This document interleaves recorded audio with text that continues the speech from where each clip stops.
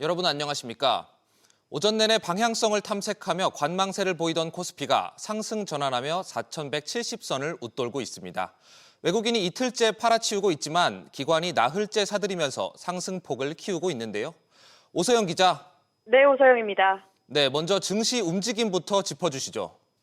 네, 코스피는 현재 어제보다 0.5% 오른 4,170선에서 거래되고 있습니다. 오전 코스피는 하락 출발에 등락을 거듭하며 4,140선까지 밀렸는데요. 현재는 외국인이 1,200억 원대 순매도에 나섰지만 기관이 2,300억 원 매수에 나서며 지수를 끌어올리고 있습니다. 오전 하락하던 반도체주 보면 삼성전자와 SK하이닉스가 다시 동반 상승 전환했다가 보합권에서 움직이고 있는데요. 수출 회복 기대감에 조선주도 강세를 보이고 있습니다. HD 현대중공업 4%대, HD 한국조선해양 3%대, 그리고 하나오션 2%대 상승 중입니다. 셧다운에 대해 2차 전지주도 다시 힘을 쓰고 있는데요. LG에너지솔루션 1% 오르며 LG화학 3%대 상승 중입니다. 여기에 삼성 SDI도 3% 가까이 상승세를 보이고 있습니다. 코스닥은 1% 넘게 오르며 916선에서 거래 중인데요. RT오젠 0.9%, 에코프로비엠 1.3% 오르며 바이오 업종 강세를 보이고 있습니다. 오전에 급등했던 환율 상황은 어떻습니까? 네, 달러원 환율은 1,460원대에서 움직이고 있습니다. 환율은 오전 장중 1,475원까지 터치하며 급등 우려를 낳았는데요. 환율이 고공행진을 이어가는 건 미국 주식에 투자하는 서학개미들의 달러 수요가 늘어난 영향이 큽니다. 여기에 미국 연방정부의 셧다운도 해제되면서 달러화가 강세를 보이고 있는데요. 출업체들은 달러화를 쉽게 못 내놓고 수입업체는 매입에 나서면서 당분간은 환율이 떨어지기 어렵다는 전망이 나옵니다. SBS 비즈 오서영입니다. 부동산 과열을 잡겠다는 정부의 고강도 대출 규제로 주택담보대출 증가폭은 반토막이 났습니다. 대신 신용대출이 크게 늘면서 부동산 대출 규제가 오히려 주식 비투를 자극하고 있다는 지적이 나오는데요. 취재기자 연결하겠습니다. 이한승 기자. 네, 이한승입니다. 네, 우선 대출 규제로 주택담보대출은 조금씩 잡히는 모습이죠. 네, 주택담보대출 증가폭은 점점 줄어들고 있습니다. 10월 전 금융권 주담대 증가폭은 3조 2천억 원을 기록했는데요. 이는 대출 규제가 본격 시작하기 전인 6월 증가폭에서 반토막 난 수준입니다. 대출 규제로 인한 거래 둔화가 주된 영향으로 꼽힙니다. 반면 신용대출이 포함된 기타 대출은 전 금융권에서 1조 6천억 원이 증가했는데요. 특히 은행권 기타 대출 증가폭은 1조 4천억 원 증가해 2021년 7월 이후 4년 3개월 만에 가장 큰 증가폭을 보였습니다. 네, 코스피 고공행진의 비투가 늘어난 걸까요? 네, 금융당국은 장기 추석 연휴 자금 수요 등을 이유로 들었지만 시장에서는 코스피 급등에 따른 비투 증가를 더 큰 원인으로 보고 있습니다. 문제는 이 같은 흐름이 이번 달에도 이어질 것으로 보인다는 점입니다. 5대 시중은행의 신용대출은 이달 들어 일주일간 1조 2천억 원 가까이 늘었는데요. 불과 일주일 만에 10월 한 달간의 증가폭을 28%가량 웃돈 겁니다. 이호건 금융위원장은 어제 기자간담회에서 신용대출이 전체 가계부채 증가를 견인하거나 건전성에 위협을 주는 정도는 아니라고 진단했는데요. 최근 가계대출 증가는 신용대출의 영향이 커 현장 상황과는 다소 괴리가 있다는 지적이 나옵니다. 금융위는 가계부채 점검회의를 열고 통상 11월에 가계대출 증가세가 확대된다며 추이를 면밀히 볼 필요가 있다고 당부했습니다. SBS 비즈 이한승입니다. 정부가 15 부동산 대책을 내놓은 지 한 달 가까이 지났지만 서울 집값 상승 흐름은 이어지고 있습니다. 규제를 피한 일부 지역에서는 풍선 효과도 감지되고 있는데요. 조슬기 기자. 네, 조슬기입니다. 네, 이번 주 서울 아파트값 움직임 어떻습니까? 네, 한국부동산원이 오늘 발표한 11월 둘째 주 주간 아파트 가격 동향에 따르면 서울 아파트 평균 매매 가격은 11월 첫째 주보다 0.17% 상승했습니다. 전체적인 상승세는 둔화됐지만 한강벨트 라인은 상승폭을 키웠습니다. 성동구가 지난주 0.29%에서 이번 주 0.37%로 0.08%포인트 더 올랐습니다. 용산구도 0.23%에서 0.31%로 상승폭을 키웠고 마포구도 전주와 마찬가지로 0.23% 올랐습니다. 강남권도 대체로 강세를 보였습니다. 송파구가 0.43에서 0.47%, 서초구도 0.16%에서 0.2% 뛰었고 강남 11개구 전체로도 0.22% 올랐습니다. 집값 상승세가 서울 외곽으로 번지는 풍선 효과도 재차 확인됐습니다. 규제 지역에서 제외된 구리시가 이번 주에도 0.33% 올랐고 화성시도 0.25% 올라 동탄 중심으로 상승세가 이어졌습니다. 역시 규제를 비껴간 용인시 내 기흥구가 0.21에서 0.3%, 수원시에서는 권선구가 0.13%, 0.21% 오름폭을 키웠습니다. 규제 지역으로 묶인 과천시와 성남시 분당구는 각각 0.4%, 0.58%로 아파트값 강세가 여전했습니다. 네, 이 가운데 김윤덕 국토교통부 장관과 오세훈 서울시장이 오찬 회동을 가졌다고요? 네, 김윤덕 국토부 장관과 오세훈 서울시장이 서울시청 인근 식당에서 비공개 오찬을 갖고 집값 안정 방안을 논의했습니다.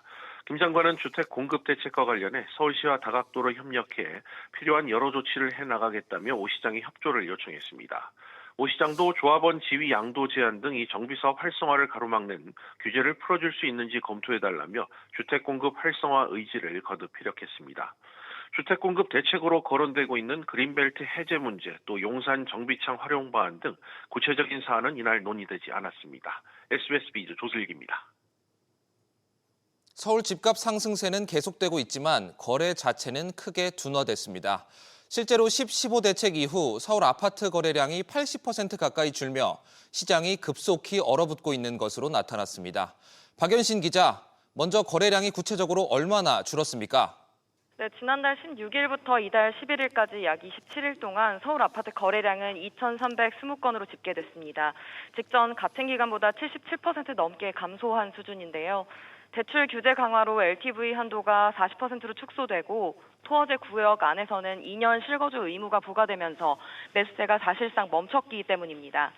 특히 영등포와 성동, 광진 등 한강변 지역은 거래가 90% 가까이 줄었고 서울 외 지역인 경기도 분당과 광명, 하남 등도 비슷한 양상을 보였습니다. 네, 이렇게 거래가 급감했는데 가격은 어떻습니까? 거래량이 줄면서 전체 거래 금액은 줄었는데요. 대체 시행 이후인 지난달 16일부터 약 한 달 뒤인 지난 11일까지 서울 전체 아파트 거래 금액은 3조 1,700억 원으로 한 달 전보다 74% 넘게 감소했습니다. 하지만 평균 거래 가격은 13억 6,800억 원으로 대책 시행 전보다 약 13%가량 높게 나타났습니다. 급 매물이 사라지고 일부 신고가 거래가 평균치를 끌어올릴 결과입니다. 갭 투자가 막혀 전세기 매물이 시장에 나올 수 없게 된 데다 전세 시장에 따라 불안감도 높아졌는데요. KB부동산에 따르면 서울 아파트 전세 가격 지수는 10.15 대책 이전인 지난달 13일 94.4를 기록한 반면 이달 3일 94.8을 보였습니다. 전세 가격 지수란 지난 2022년 1월 대비 조사 시점의 가격 비율을 말합니다. 기존 시장에 나온 매물이 소진된 이후 장기적으로 주택 공급이 감소하면서 전세 물량도 줄어드는 추세로 전환할 수 있다는 전망이 나옵니다. SBS 비즈 박연신입니다. 이 가운데 부동산 공시가격의 시세 반영률이 현행 수준인 69%로 유지될 전망입니다. 다만 서울 강남이나 한강벨트는 집값 자체가 크게 뛴 탓에 세금이 오를 것으로 보이는데요. 취재기자 연결해 자세히 알아보겠습니다. 류정현 기자, 공시가격 현실화율이 유지되는군요. 그렇습니다. 조금 전인 오전 10시 한국부동산원에서 부동산 가격 공시 정책 개선을 위한 공청회가 국토교통부 주최로 열렸습니다. 국토부가 오후 중앙부동산 공시가격위원회를 열고 내년 공시가격 현실화율에 대한 정부안을 의결하기 전에 열리는 의견 수렴 자리인데요. 보통 여기서 제한되는 공시가격 현실화율이 반영됩니다. 주관기관인 국토연구원은 내년 공동주택의 공시가격 시세 반영률을 현행 69% 수준으로 1년 더 유지하는 안을 제안했습니다. 문재인 정부였던 지난 2020년 법정 계획인 부동산 공시가격 현실화 로드맵에 따르면 내년 공시가격 현실화율은 80.9%에 달해야 하지만 세부담 등을 고려해 4년째 동결하고 있는 상황입니다. 이렇게 시세 반영률이 유지되더라도 서울 주요 아파트 소유주들의 세금 부담은 늘어날 것으로 보인다고요? 네, 아파트 가격 자체가 많이 올랐기 때문에 시세 반영률은 그대로더라도 공시가격 자체는 오릅니다. 강남 음마아파트의 전용 면적 84제곱미터의 내년 공시가격은 29억 9천만 원대에 형성될 걸로 보이는데요. 올해 공시가격 20억 4천만 원보다 9억 원 넘게 뛴 수치로 1주택자여도 보유세가 1천만 원에 육박할 걸로 보입니다. 올해는 특히 한강벨트도 큰 영향을 받을 전망입니다. 마포구 레미안 프로지오 전용 면적 84제곱미터 아파트의 지난 9월 실거래가는 25억 원 선인데 이에 따른 내년 공시가격은 약 17억 원, 집주인이 낼 보유세는 올해 299만 원에서 내년 416만 원까지 오를 걸로 보입니다. SBS 비즈 유정현입니다. 우리 사회의 양극화가 고착화되고 있다는 우려가 커지면서 정부가 해법 마련에 나설 전망입니다. 내년에 새로 출범하는 기획예산처가 관련 과 신설까지도 검토하는 것으로 전해지는데요. 취재기자 연결해 자세한 내용 알아보겠습니다. 정윤영 기자, 예산처에서 양극화 문제를 다룬다고요? 그렇습니다. 내년부터 기획재정부가 재정경제부와 기획예산처로 분리되는데요. 예산처에 미래전략국을 격상한 미래전략기획실이 생기고 해당 실에서 양극화 문제를 대응할 것으로 보입니다. 양극화 구조가 지속되는 만큼 이를 중장기적인 관점에서 해결하겠다는 취지로 관련 제도 개선뿐만 아니라 문제 해결에 소요되는 재정 업무까지 다룰 전망입니다. 아직 이를 전담하는 과가 새롭게 생길지, 특정 과에서 해당 업무를 챙길지는 정해지지 않았습니다. 현재 기획재정부에는 양극화 문제를 총괄하는 과는 없지만 과거 문재인 정부 시절에는 소득 재분배와 양극화 문제를 전담하는 조직을 신설한 적이 있었는데요. 이재명 대통령 역시 여러 차례 양극화 문제의 심각성을 지적한 바 있어 이 대통령의 국정운영 철학이 반영된 것으로 보입니다. 실제 최근 서울 아파트값 격차는 역대 최대 수준으로 벌어져 상위 20% 아파트 평균 가격이 33억 원대로 5억 원도 안 되는 하위 20%보다 7배 가까이 높은 것으로 나타났습니다. 기획예산처 출범까지는 이제 채 2달도 남지 않았는데 새 사무실로 이사하는 시기는 잡혔나요?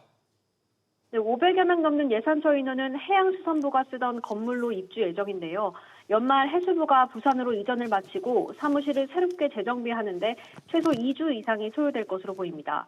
이 때문에 이사 날짜는 예산처 출범 시기인 내년 1월 2일을 맞추지 못하고 빨라야 2월, 늦으면 3월까지도 미뤄질 전망입니다. SBS 비즈 정윤영입니다. 43일간 이어지며 미국 역사상 최장기로 기록된 연방정부의 셧다운이 드디어 종료됐습니다. 도널드 트럼프 미국 대통령이 의회에서 넘어온 임시 예산안에 서명했는데요. 취재기자 연결합니다. 정보윤 기자. 네, 정보윤입니다. 네, 셧다운이 마침내 종료됐군요. 네, 미 연방하원은 상원에서 넘어온 임시 예산안 수정안을 표결에 붙여 찬성 222표, 반대 209표로 가결했습니다. 이어 도널드 트럼프 미국 대통령이 의회에서 넘어온 임시 예산안에 서명하면서 지난달 1일부터 시작된 셧다운이 43일 만에 끝났는데요. 트럼프 대통령은 서명을 마친 뒤 오늘은 멋진 날이라면서도 사태의 책임이 야당인 민주당에 있다고 주장했습니다. 이번 임시 예산안은 내년 1월 30일까지 기존 수준의 예산을 공급하는 게 핵심인데요. 오바마 케어 보험료 세액공제 연장 표결을 추후 실시한다는 조항도 포함됐습니다. 셧다운이 종료되면서 저소득층 식비 지원 프로그램도 즉시 재개되고 셧다운 기간 해고된 연방 공무원 4천여 명도 복귀하게 됩니다. 트럼프 대통령의 서명으로 임시 예산안이 정식 발표된 거죠? 네, 그렇습니다. 다만 최단기 셧다운의 후폭풍은 당분간 이어질 전망인데요. 백악관은 현지 시간 12일 10월 소비자 물가지수인 CPI와 고용 보고서가 아예 발표되지 못할 수도 있다고 밝혔습니다. 백악관 대변인은 연준과 투자자들이 핵심 정보를 받지 못해 눈을 가린 채 정책을 결정하게 될 것이라고 우려했습니다. 미 의회 예산국은 6주간의 셧다운으로 4분기 GDP가 1.5%포인트 낮아지고 최대 110억 달러는 영구적인 손실로 남게 될 것이라고 분석했습니다. SBS 비즈 정보인입니다. KT 해킹 사태 파장이 계속되는 가운데 KT가 국가정보원의 경고에도 제대로 대응하지 않았던 것으로 파악됐습니다. 국정원이 문자 메시지를 해커 등이 훔쳐볼 수 있다고 내용을 통보했다는 건데요. 취재기자 연결합니다. 정광윤 기자, 국정원의 경고 구체적으로 어떤 내용입니까?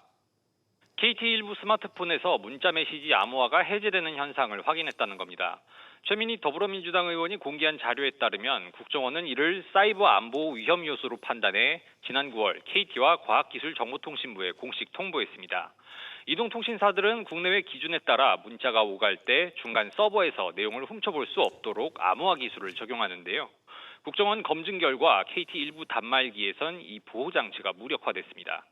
이에 따라 정부 민간 합동 KT 해킹 조사단은 전체 가입망에서도 이런 현상이 다시 발생할 수 있는지 추가 조사 중입니다. 앞서 소액 결제 해킹 사건에서도 해커가 피해자들의 문자와 ARS 인증 정보를 탈취했는데요. 조사단은 암호화가 풀려 인증 결제에 악용됐을 가능성을 기술적으로 검증했다고 밝혔습니다. 네, KT는 지난해에도 문제가 생긴 걸 숨겼다는데 이건 어떤 내용입니까? 과기부 자료에 따르면 KT 서버가 지난해 3월 BPF 도어 악성 코드에 감염됐습니다. KT는 그 다음 달에 감염 사실을 파악하고 보안 업체에 백신 업데이트를 요청했는데요. 감염된 서버 43대 가운데 가입자 개인 정보가 저장된 서버도 있는 것으로 알려졌습니다. 무엇보다 KT는 올해 해킹 사태 조사 착수 이후까지 이를 조직적으로 은폐했다는 의혹을 받고 있습니다.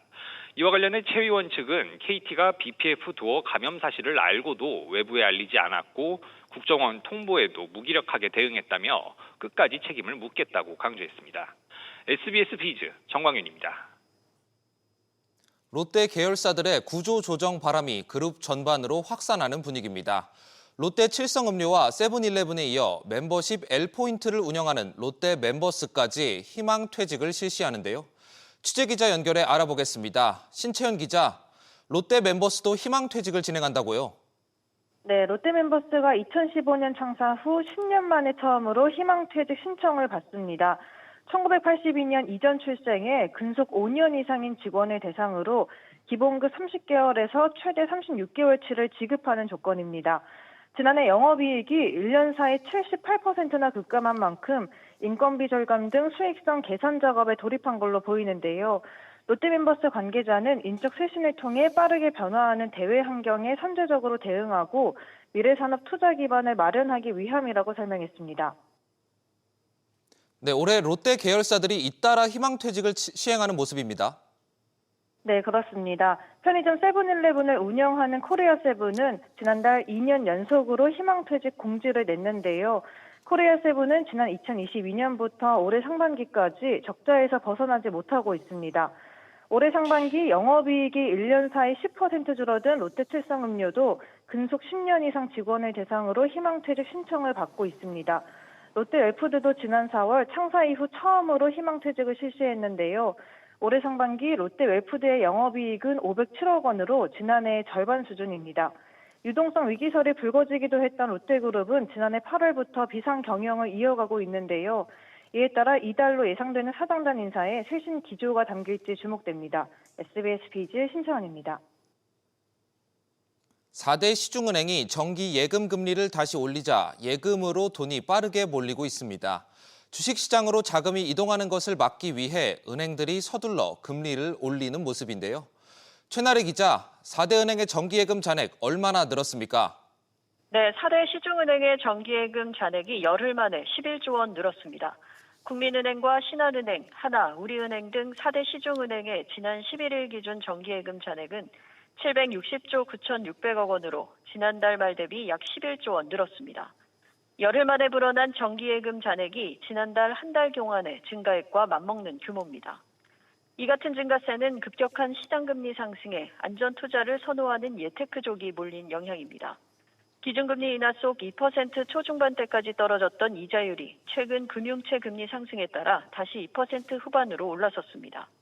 현재 4대 은행의 대표 정기예금 상품 금리는 연 2.7%에서 2.8%입니다. 네, 그간 대출금리와 달리 예적금 금리는 천천히 올린다는 이유로 은행권이 비판을 받아왔는데 이번에는 금리를 빨리 올렸군요.